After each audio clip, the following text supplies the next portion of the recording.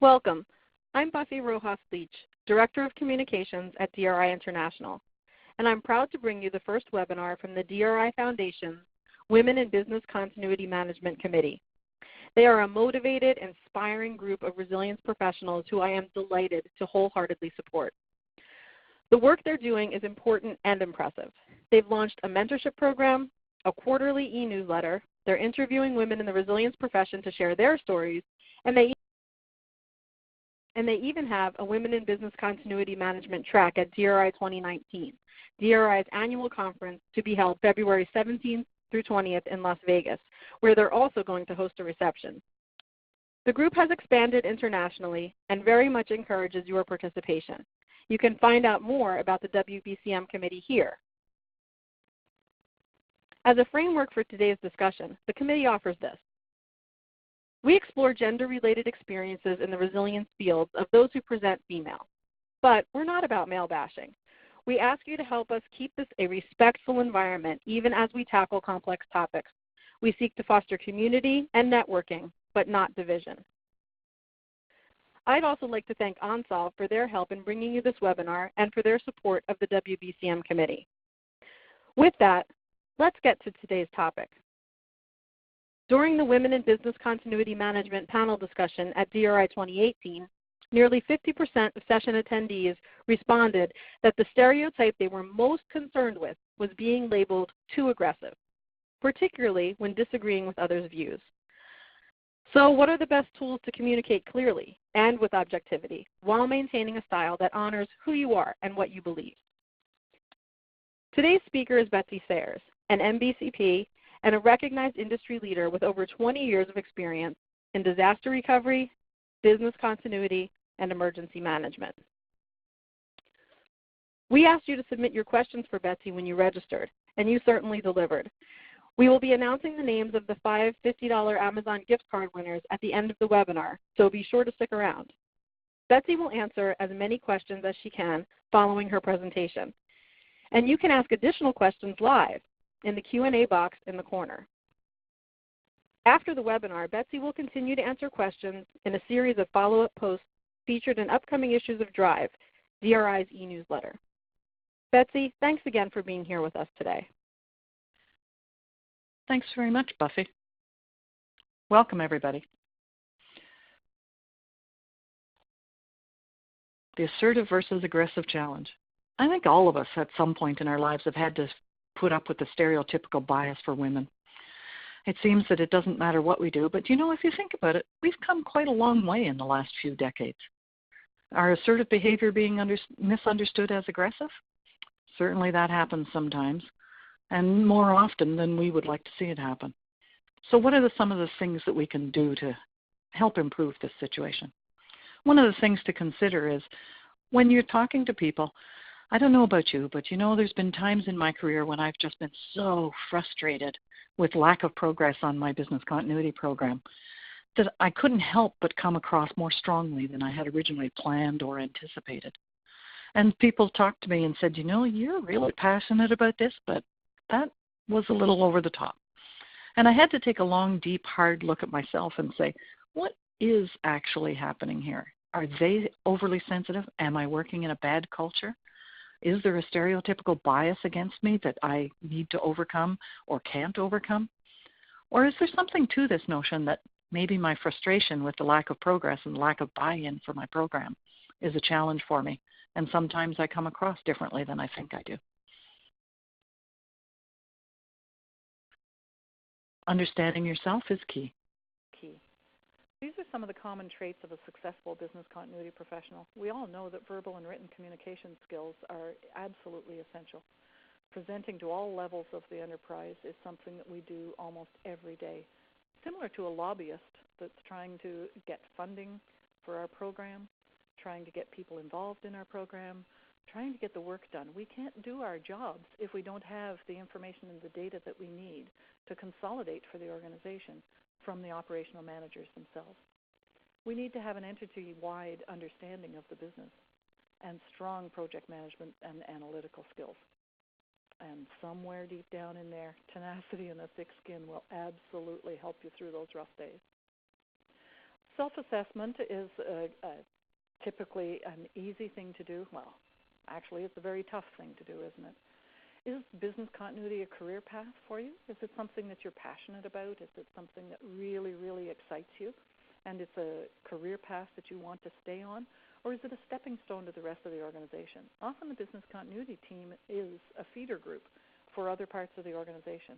We get such a vast knowledge of the entire enterprise and all of the impacts, the risks, the operational requirements of every bit and corner of the enterprise that we're a valuable asset in future. So it could be that you decide that this is a stepping stone for you. And if that's the case, you'll have a different perspective on this aggressive versus assertive question. I may tolerate something that is unacceptable to me because I know in a year this is a stepping stone for me and I'll be gone. Or maybe I know the boss is going to be gone that's giving me the problem. So you really need to do a personal SWOT analysis. What are your strengths? Be honest about what your weaknesses are. What opportunities for improvement are there for you? Can you get training? Can you get certification? Will a company pay for it? Is that something you'll have to pay for yourself? And what are the threats to your success? Sometimes those threats are the executive buy-in or lack thereof. Sometimes they're an individual manager.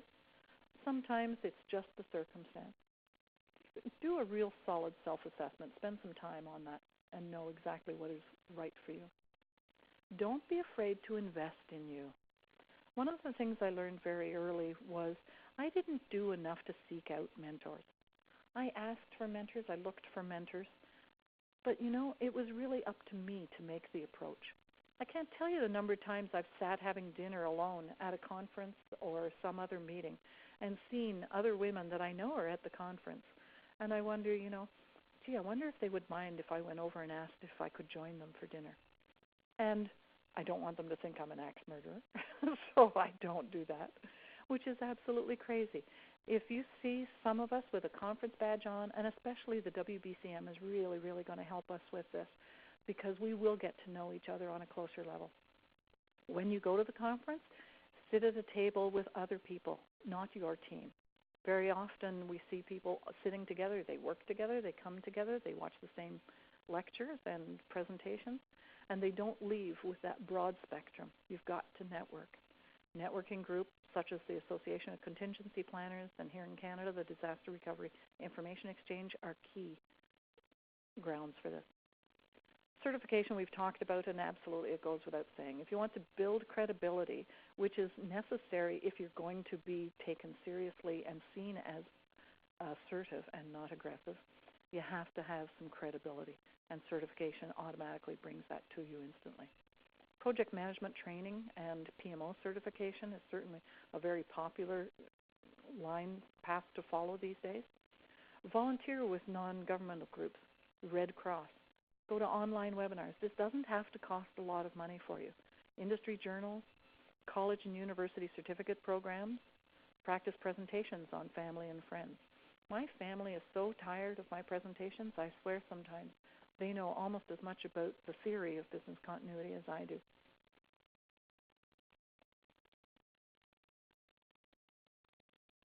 Industry networking is absolutely key. Join the WBCM. This webinar is open to everyone, and that's absolutely fantastic. And not just women, everyone. But our goal is to bring women together to forge strong personal networks and assist women in advancing within their chosen fields. And that's because we believe we deal with a unique challenge. Explore and recommend specific actions and strategies to serve your needs, and that's what we're doing. Attend conferences and training courses, and I know you'll say that my company won't pay for it and I can't afford it, and that's a very real challenge for all of us. But there is a lot of online training that is not very expensive. As I said earlier, webinars, sit with people you don't know, broaden your network. Absolutely key to success and gaining credibility. And you'll be able to answer those tough questions. When people see you as aggressive and they begin to challenge you or bully you, the more you have in your data bank called your brain, it'll come out at the strangest times. And one of these days, you'll walk away from one of those discussions saying, wow, I'm not sure where that came from, but boy, I really put them in their place because I know my stuff. Join industry user groups, as we talked about. The second thing is, after you understand yourself, you also have to understand your audience. What kind of an industry do you work in? Are you in a business services industry, a paramilitary industry, a technical or scientific or manufacturing industry? The audience that you're dealing with, the tone of the culture, and the things, communications that are acceptable to them are different for each of those, and there are many, many, many others. So take a really good look at the industry that you work in and what is the expectation. Sometimes I found I was like a fish out of water. I was just in the wrong place. I was doing the right job, one that I loved, and one that was a career path for me, but I was in the wrong company because I'm a business service person. I'm not a technician. I'm not an IT DR specialist, nor should I ever try to be. Then, of course, you have to look at who's your audience. Are you dealing with the CEO, CIO, or are you talking to operational managers? The audience will absolutely determine the content. Are you talking about physical security, cybersecurity? In order to keep them interested, paying attention, and bring credibility to you and therefore be seen as assertive, you need to make sure that your audience is tailored to the presentation you're giving. The culture, if your culture is highly regulated, then it's a lot easier typically, because you can always point to the regulations say that we must have a business continuity program. Regulatory compliance deems that we absolutely must do business impact analysis this year. We must exercise each year, et cetera, et cetera. That culture is very different than the opposite end of the spectrum, plausible deniability, where someone is required or feels that they have to have a business continuity program, but they really don't want to know anything about it, and they really want to be in a position of, if anything happens, they can plausibly deny that they had any knowledge that it was that bad, or that it would be that bad, or that they weren't that prepared. And that's the challenge for all of us. And of course, most of us deal with the lip service side of it. People talk about, yes, we're going to do this business continuity program. You get hired, you're running the program, but you don't get a budget. For many, many years, my team was 3 people, me, myself, and I. And I'm sure many of you can relate to that. And of course, then there's also the leadership that is well-intentioned, but they don't know anything about business continuity. That's not their job, that's our job. So somehow it's our job to make sure that we educate them to that, and educate them in a way that they can understand and that is consistent with the culture and the background and the audience that they are. Are you starting your business continuity program from scratch? Maintaining a solid program that already exists? Revamping or updating a failed program? Again, whether you can be assertive, whether you bring credibility to the discussion, the types of discussions you need to have, starting from scratch, I have a major educational awareness challenge ahead of me. Maintaining a solid program, that's already being done. What I need to do is just keep pushing the ball forward. Revamping and updating a failed program is the biggest challenge you'll ever face. Once a business continuity program has failed, people will not want to get involved again, and it's extremely difficult. You'll see the little image on the upper right-hand side of this screen. This is one of the ones that I think gets the message across very clearly. When you're doing a presentation, what do you see there? Do you see Pac-Man or do you see a star? If you see a star in the middle, and that's what you're trying to present, but the audience that's listening to your presentation, reading your report, looking at your plan, sees Pac-Man, you are on 2 completely different wavelengths, and you're going to be in trouble before the presentation's over. Use best practices.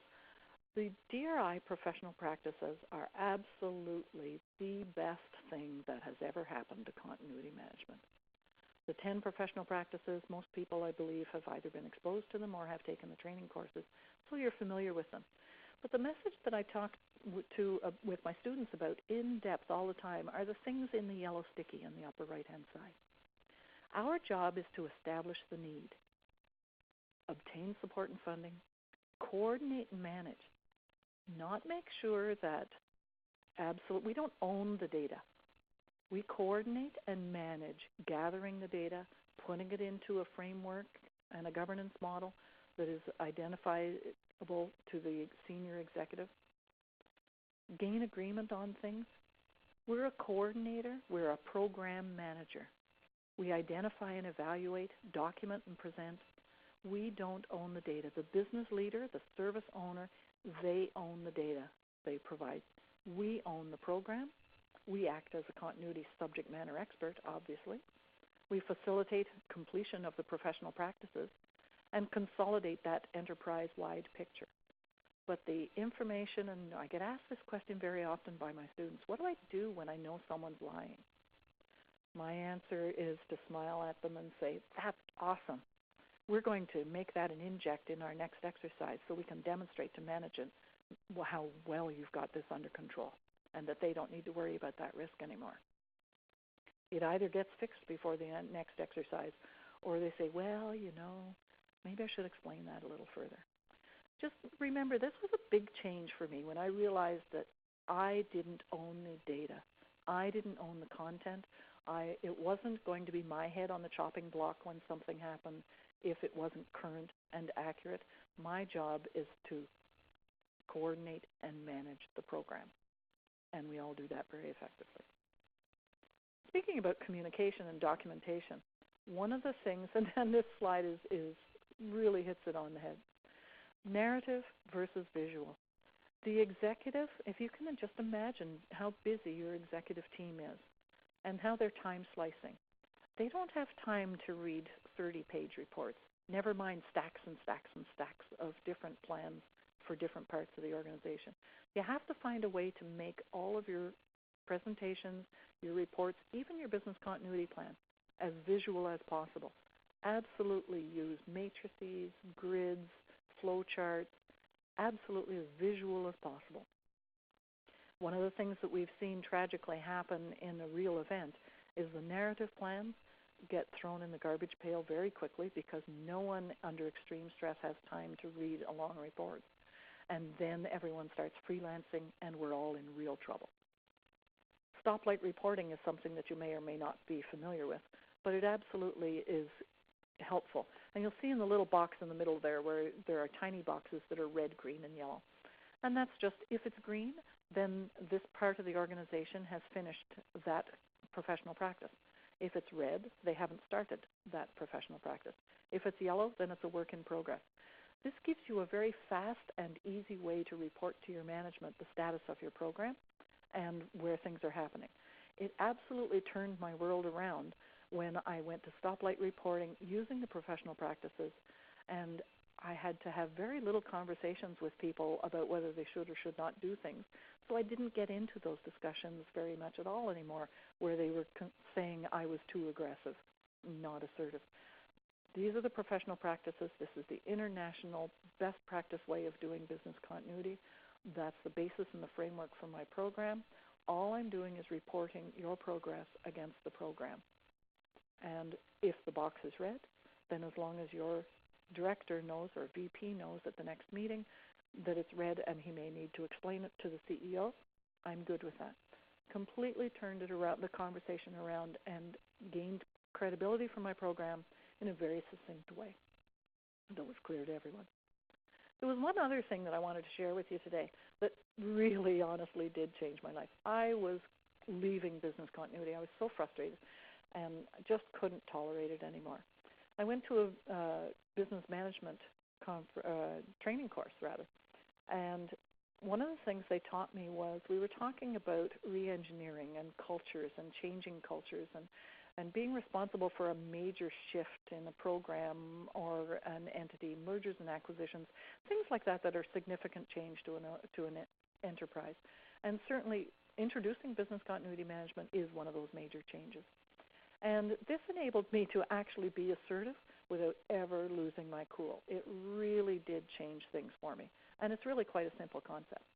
There's a lot of information on this slide, but I wanted you to be able to go away and use it again later or refer to it a month from now, 2 months from now, 6 months from now. When you're introducing your program, when you're trying to make significant change, and maybe that change is only moving from a culture of lip service, we don't really want to do this, to a culture of really progressive, resilient organization who has a solid BCM program. There are 4 generations to that. The mistake I was making and where I was really getting into trouble with the me versus them, assertive, aggressive, stereotypical challenge, was when I was focusing all my time on the naysayers. They were never going to change their mind. They didn't believe in the need to invest in resiliency. They preferred heroic measures, and it absolutely drove me crazy, crazy, crazy that I would try desperately to get them to do something to reduce the impact or the probability of this risk. They wouldn't do it. Something would happen. They would get heroic measures, a whole pile of overtime, and then the bosses would buy them a mug to thank them. That's a challenge. I spent all my time with them in the early days, and all I did was give them a soapbox to convince the rest of the organization not to do this. Then there's the fence sitters, convinced nice to do but not necessary. The motivated rather, but the timing is off. The workload they don't have is too heavy right now. They don't have the budget, etc. And then there was a small component of ready, willing, and able. And this was really a dear friend of mine that I used to work with that said, Betsy, you're focusing all your time on the people who don't want to do it, and I'm out here and I want to do it, but you're only a very tiny team and you don't have time for me. This is crazy. Work with me and I'll help you build your program. So I followed the training that I got at that management course, and I changed my focus to absolutely 100% on ready, willing, and able. I ignored the naysayers, didn't give them a soapbox. By the time I finished the ready, willing, and able people in the organization, they had helped me build a super, super program, a slick, concise program that really worked. Then the people that were motivated had actually come forward and said, I spoke to George, and that wasn't so bad for his team. I understand what you're doing now more. I have the time this year, and I'm ready to go. Then the fence sitters the following year, and guess what? 75% of the organization was done, and the naysayers had to come, and I didn't even need to spend much time on them.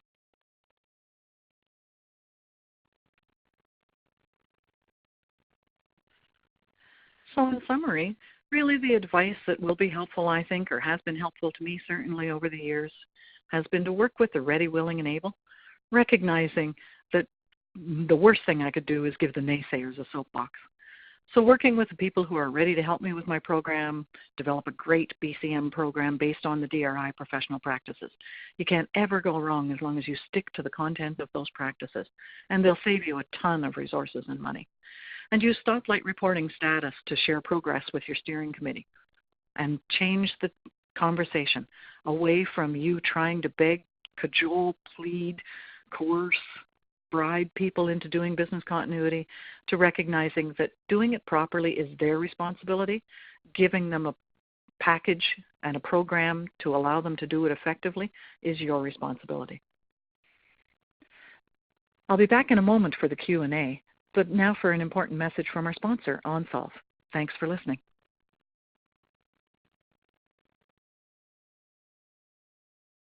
Thank you, Betsy. Before we get to our Q&A, I wanted to introduce you all briefly to OnSolve. OnSolve is a leading global provider of SaaS-based critical communication solutions for enterprise, SMB, and government customers. Our cloud-based software communications platform provides seamless and easy-to-deploy solutions for the exchange of critical information among organizations, their people, devices, and external entities, with use cases designed to save lives, enhance revenue, and reduce costs. You may recognize these industry-leading mass notification brands that are all supported under OnSolve. The Code Red solution provides high-speed notification services capable of reaching millions of people in minutes, and has applied its mission-critical capabilities to government, commercial, healthcare, and other end markets. Our Mirror 3 solution is the most complete solution available for large enterprises and federal agencies seeking to manage critical events or natural disasters effective through transmission of critical information and instructions. Semward now is the leading worldwide software provider of critical communication solutions. The company's easy-to-use web-based emergency notification, enterprise collaboration, and mobile applications are used by businesses, government agencies, universities, and nonprofit organizations worldwide to ensure fast, effective, two-way communication when it's needed the most. Once you are on board with OnSolve, there are no surprise fees or additional expenses to access our implementation services and 24/7, 365 customer support. This total and open access gives our clients peace of mind and delivers our always-on solving problems promise. We work with you to ensure your success with our solution. We want to collaborate with our clients and form partnerships that not only aid in your use of our service, but also make us a better critical communication solution. In an emergency, every second counts. Our service is comprised of the highest level of communication technology so that even a lower level user can use our service before, during, or after a critical event. We are a highly awarded company and service.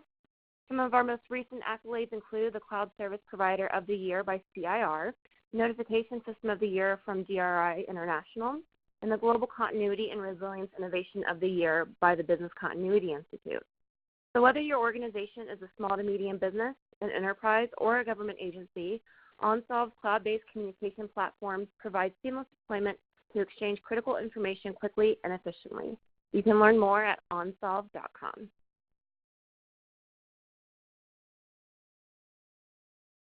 Thank you, OnSolve, for your support. And now let's move on to our questions for Betsy. What do you find are some good ways to control your emotions? Well, of course, there's the usual deep breathing, visualization techniques that are often talked about, but it's a very personal thing. So for me, I was only really successful when I emotionally separated me from the results of my program. When I found a way to be able to do that and understand that really the program, the content, the data, the quality, the accuracy is based on input from others who were the subject matter experts in their service, and kept reminding myself that my responsibility was to design, develop, and implement a good program that struck the delicate balance between getting the right results with the right amount of effort from across the entity. Everybody's different, and I'm known to be a bit strange in how I deal with some things, but understanding and recognizing what situations are a challenge for me, working ahead of time to identify a way to lower my stress level, coming up with some standard phrases that I would use. I even remember having a couple of them written in the back of my notebook as I went to meetings.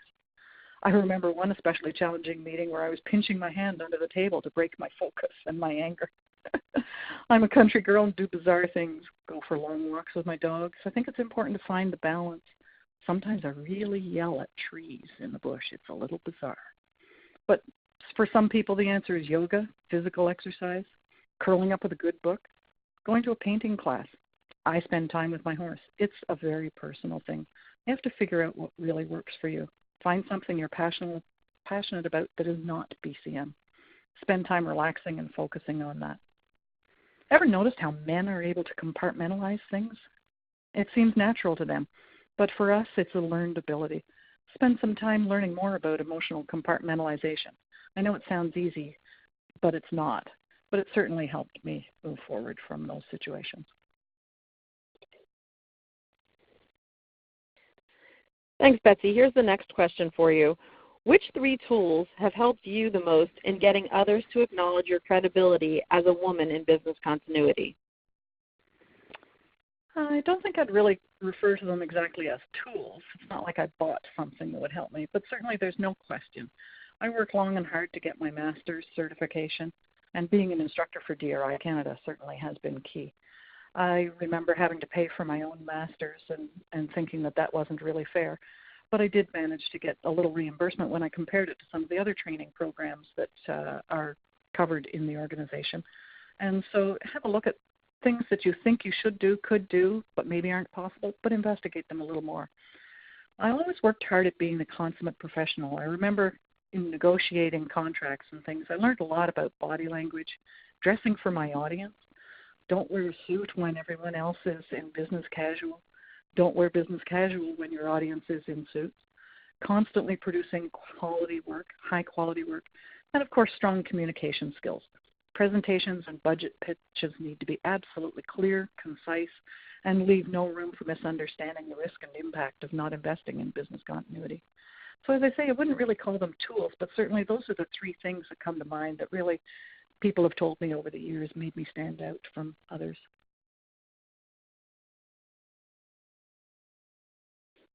Thanks, that's very helpful. Our next question is, how have you personally overcome bias, whether conscious or unconscious, as a woman in the BCM field?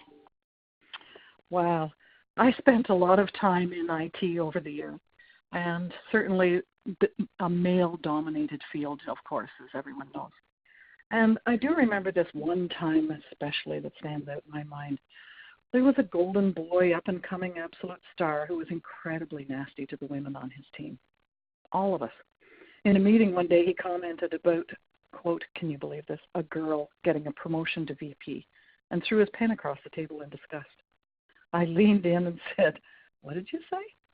He leaned in, repeated, and asked me if I wanted to make something of it. I said, not here, not now. I just wanted to be sure I heard you correctly. Which was one of the standard phrases I had written in the back of my book. I had no idea what to do after and thought I couldn't do anything. Thought I'd lose my job if I tried to do anything. Then a male colleague of mine said, Betsy, if women like you don't stand up to this behavior, what chance do my daughters have? Really, really struck with me. And so I took that guy to task. It absolutely was not sexual harassment or anything like that because it wasn't directed at me. But I discovered that there is a concept called conduct unbecoming a professional. And depending on the culture in your organization, etc.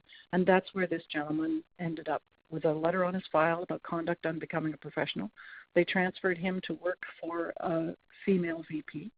And he learned his lesson and turned out several years later to be a good friend and colleague and absolutely changed his approach to dealing with women.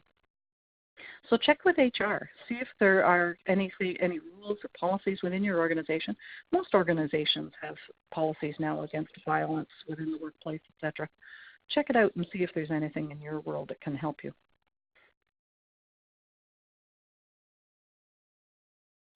This next question is from a listener who has a problem right now, a situation at work that she's trying to deal with, and she'd like your input and your opinion. So here it is. I have a focal point in IT who, after almost 1 year, is saying that he has no clue about updating DR plans. I'm the BC manager. I just renewed the ISO 22301 certification, and I'm going to prepare the internal annual review. How would you manage this situation? Too aggressive or too analytical are the labels here for me. Oh, wow. We've all been here, haven't we? That's a great question. Remember that, especially on the IT side, this is really the CIO's problem. If your program is good and solid, and certainly if you've got ISO certification and you're doing the internal annual review, you've got a good program. You're simply consolidating a status report for the CEO and will need to immediately add this to your risk register in a very visible way.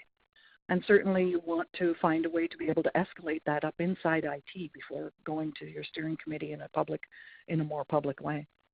This is the beauty of stoplight reporting in my mind and using the professional practices. There's absolutely no question when you're measuring against professional practices, against something like ISO 22301, you have a solid basis for saying, there's no question about that, this box must be green. And if it's red and a year has gone by, we have a problem that you don't deal with, your executive needs to know about and deal with. I also think that probably once a year for doing the annual report is too long a focus. Too much can happen in a year. So perhaps consider in your program narrowing some of your timelines. Every quarter, maybe just send out the program status report. Ask everyone to advise what color their box is. If you're able to do stoplight reporting, it'll be really helpful. And you'll get that in front of your steering committee. And really, if they don't provide input, leave their box blank for their boss to explain to your steering committee. Try to find a way in your program to take the me versus them out of it and have simply you are the consolidator, you are the reporter, you are using international standards and best practices in business continuity. You have a solid program. And whether the box is red, green, or yellow, green obviously meaning things are in good shape and where we expect them to be, red, danger, and a change to the risk register, that's up to them to explain. You can't possibly be a subject matter expert in everything in the organization. The data belongs to the CIO.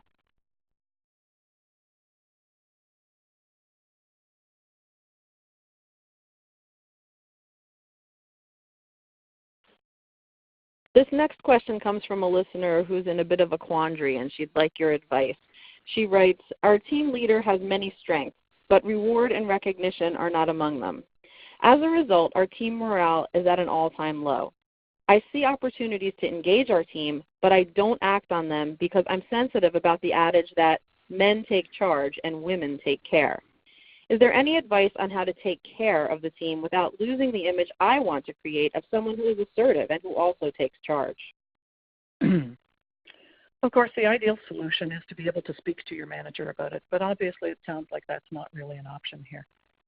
I do remember a time when our organization undertook the 7 Habits of Highly Effective Leaders 360-degree review. That's a situation where every team member gets to provide anonymous feedback on subordinates, colleagues, and their leader. That's an awesome change that happened in our organization, but that's not likely to happen for you. If you are a team leader, though, there's nothing to stop you from doing it in your team officially. I did this within my little team, and it actually resulted in my boss thinking it was a good idea, and it took off. Not likely to happen if you're already having trouble, though. But there are things you can do. When someone on your team does something especially well, you can even just send an email or write an official letter that they can put in their resume that congratulates them and recognizes what they did. I would certainly try by setting an example. If you're solid in your job, then when asked for additional feedback at your next performance review might work. I'm the kind of person who at the appropriate time, say after finishing a big deliverable, would just offer to organize something and make sure it was very professional, very well done, so it didn't come across as taking care, but it came across as professional recognition for a job well done.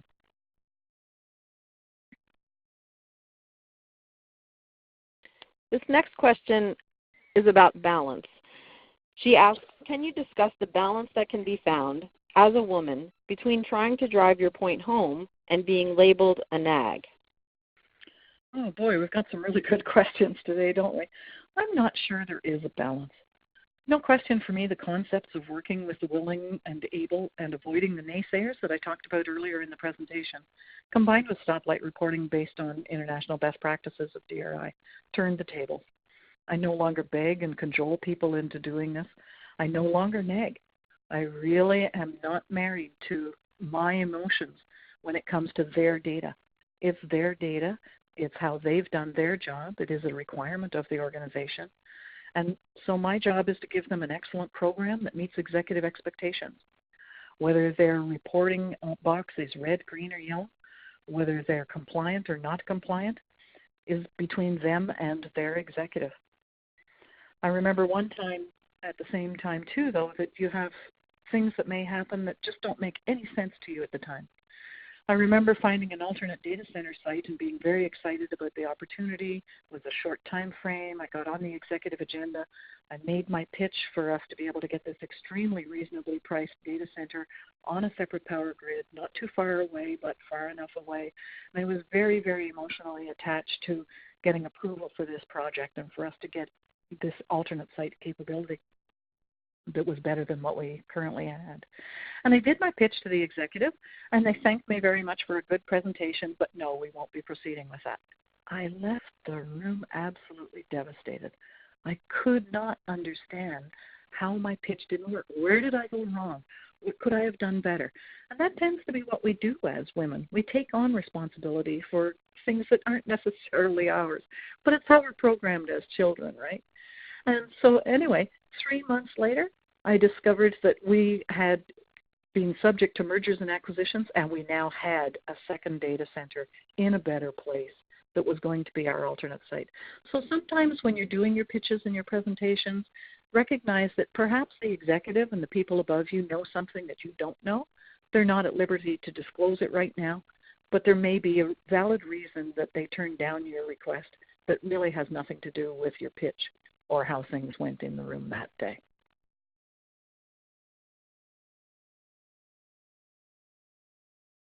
Here's an interesting question. How do you deal with aggressive women in the workplace? And how do you approach and address them when they become aggressive toward you? I treat all bullies the same way. I try hard to see them coming, prepare well, anticipating what they will say and do, and I really make sure my rear end is really well done.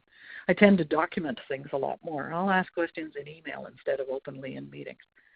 Then, as much as possible, I try not to give them a chance to attack.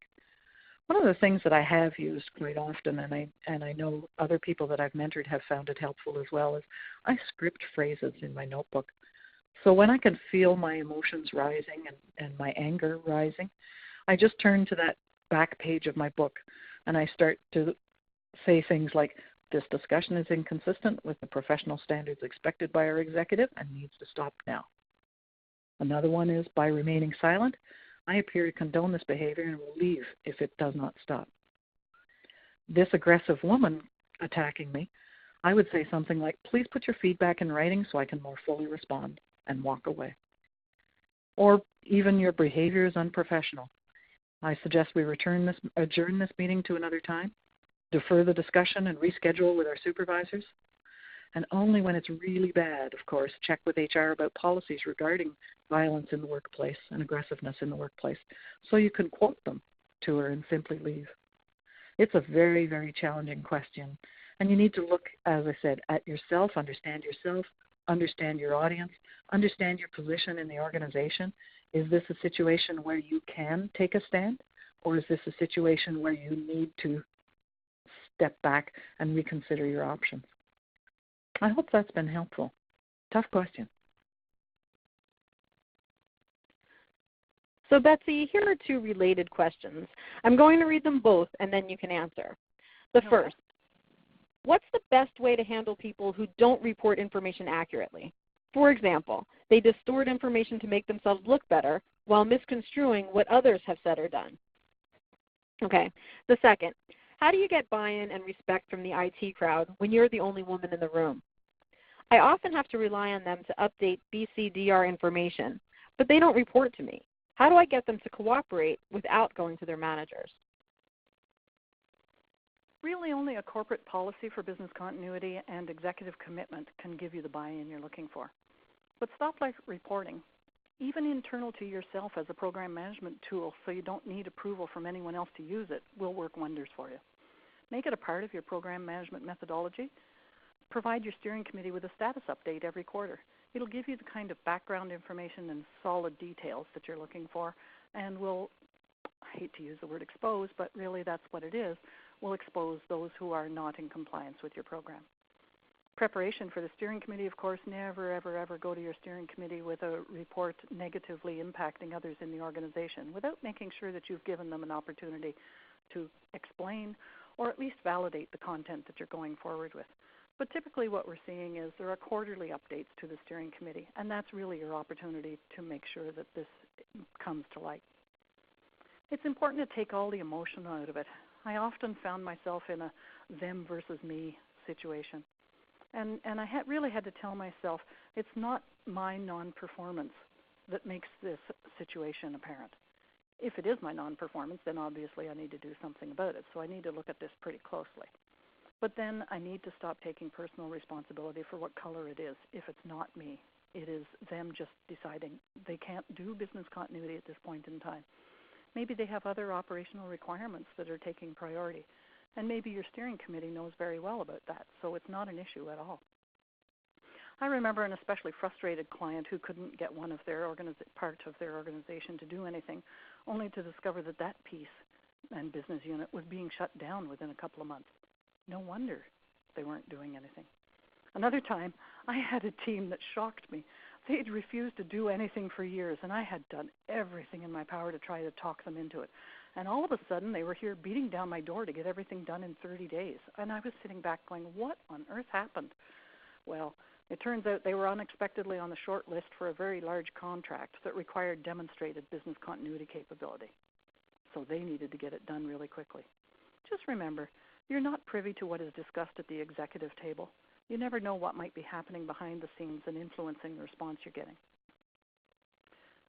If you think you will be challenged about this, and you will, because the only people who hate stoplight reporting are the ones planning to blame you when something goes wrong. First, I'd put a pitch together for my steering committee explaining you have 10 professional practices to track in your BCM program, and every business unit in the organization is a different level of maturity in those practices, making for an extremely complex program management challenge. Especially consider the fact and maybe point out to your steering committee, should anything bad happen, you and your crisis management team, which ideally was your steering committee to begin with, need a fast and easy method of clearly and concisely knowing the current status of each business unit's continuity plan. That'll be especially critical after the event if there are any challenges from insurance companies, stockholders, regulatory bodies about how you dealt with the event. Should there be any health and safety concerns or anyone tragically is injured, the status of all emergency, continuity, and DRI plans immediately prior to the incident will be under extreme review. Remember, your job is to be the continuity center of expertise for the organization and to manage the program. It's not your job to be a subject matter expert for every business unit. The data accuracy and ensuring that it's current is the responsibility of the business unit leader. But it is your responsibility to immediately advise your steering committee if any business unit is not in compliance with the corporate program and policy. How your steering committee decides to deal with that is up to them. Your job is to ensure that they're aware of your concerns in writing. The best fact-based way for you to do that is through stoplight reporting against the professional practices. Thanks for that, Betsy. Moving on to the next question. Rather than pay disparity, I'd like to be more assertive in addressing role disparity. I've noticed that when men are in certain roles, they are VPs or senior directors and managers. When women are in comparable roles, they're doing the same or more work, but at a lower title. Is there any phrasing you can offer to help me address this inequity in a more factual rather than a whiny way? Oh, yes, for sure. We want to avoid anything that even remotely resembles whiny. I remember a conversation with my boss about exactly this point that actually wound up getting me a promotion. I was a young woman who came up through the administration ranks into the IT branch. My boss was a nice man, but not a tremendously competent leader. He had, of course, come up through the technical ranks and been promoted to manager, and never really had any training in what it was like to be a manager. At this time, if you were not technically qualified, you couldn't apply to be a manager in that branch. I did my homework and compared my boss's education, training, and experience credentials to the job description, and also looked at mine and did a comparison of mine to the job description. Put together a very professional submission for this boss.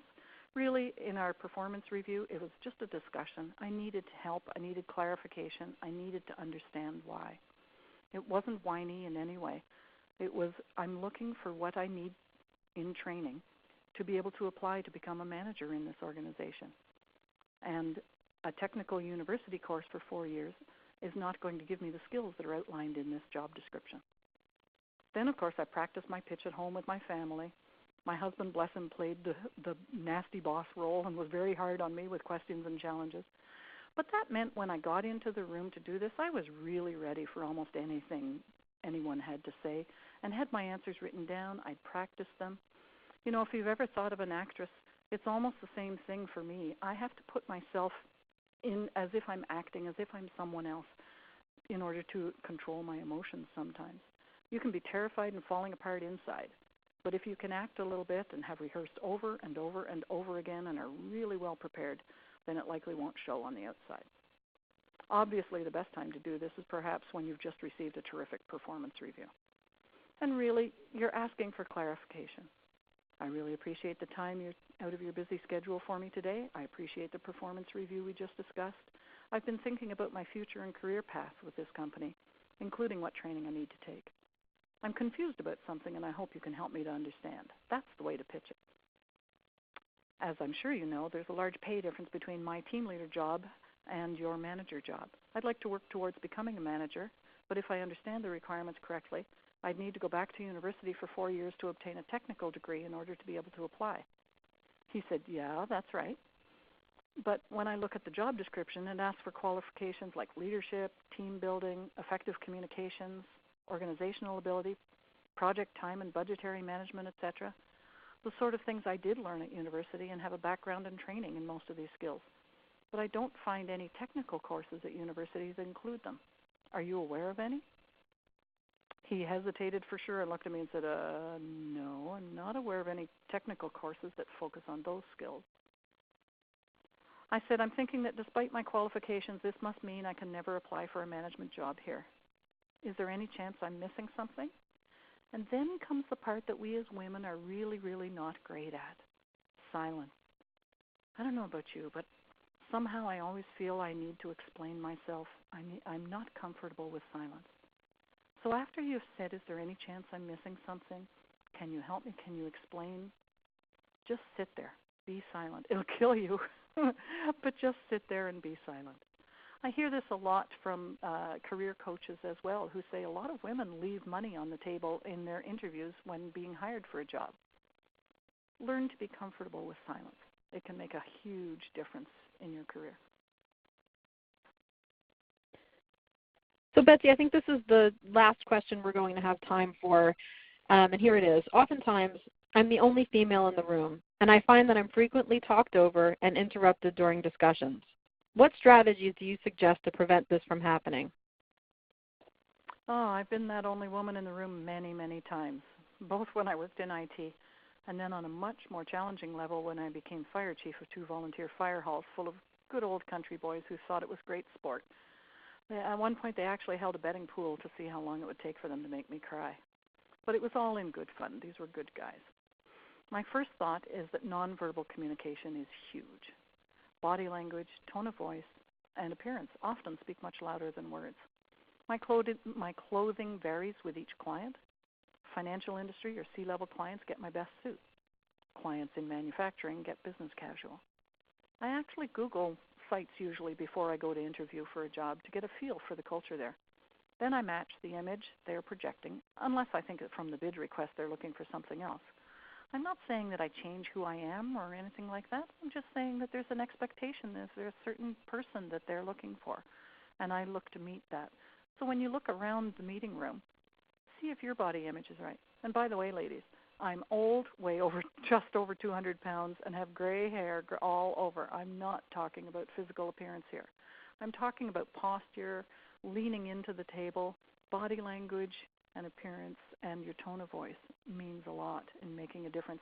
And not giving them the opportunity to think that, she might be an easy target. Body language means sitting up and leaning into the table in conversation. Eye contact and tone of voice are very big as well. Here in Canada, as an example, we have an absolutely wonderful Prime Minister who's very good at prepared speeches.